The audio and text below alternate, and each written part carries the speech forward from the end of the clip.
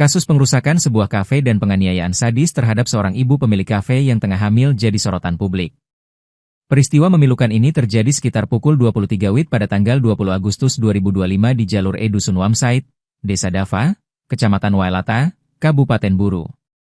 Menurut kuasa hukum korban, Vincent Uktolsea, kejadian bermula ketika kedua pelaku mendatangi tempat kejadian perkara, TKP, untuk minum-minum. Vincent mengatakan, korban H adalah seorang ibu pemilik kafe yang saat itu sedang dalam keadaan hamil.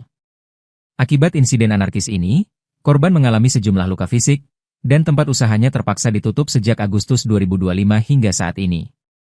Dampak kerugian yang dialami korban tidak hanya secara material yang terbilang cukup besar, tetapi juga kerugian imaterial secara mental dan psikologis. Kasus ini telah dilaporkan oleh korban ke Polres Buru dengan LP nomor STPL 838/2025 SPKT Polres Buru, Polda Maluku.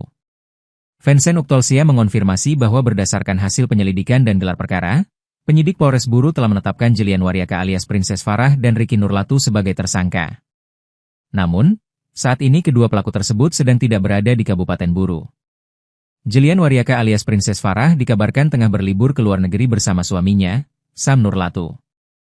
Sedang tersangka Ricky Nurlatu hingga kini belum diketahui keberadaannya. Mengingat keberadaan pelaku yang berada di luar jangkauan, kuasa hukum korban mendesak agar kepolisian segera bertindak tegas. Permintaan ini didasarkan pada fakta bahwa pengrusakan kafe korban diduga tidak hanya dilakukan oleh Jelian Waryaka dan Ricky Nurlatu, melainkan banyak pelaku lain yang turut serta saat kejadian berlangsung.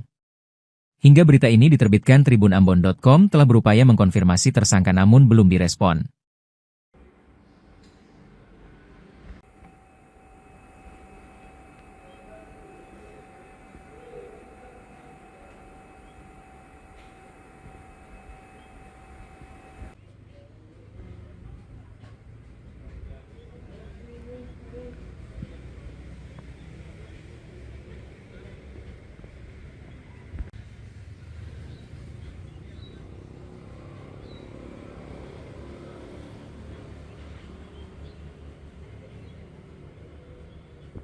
Download Tribun X sekarang, menghadirkan lokal menjadi Indonesia.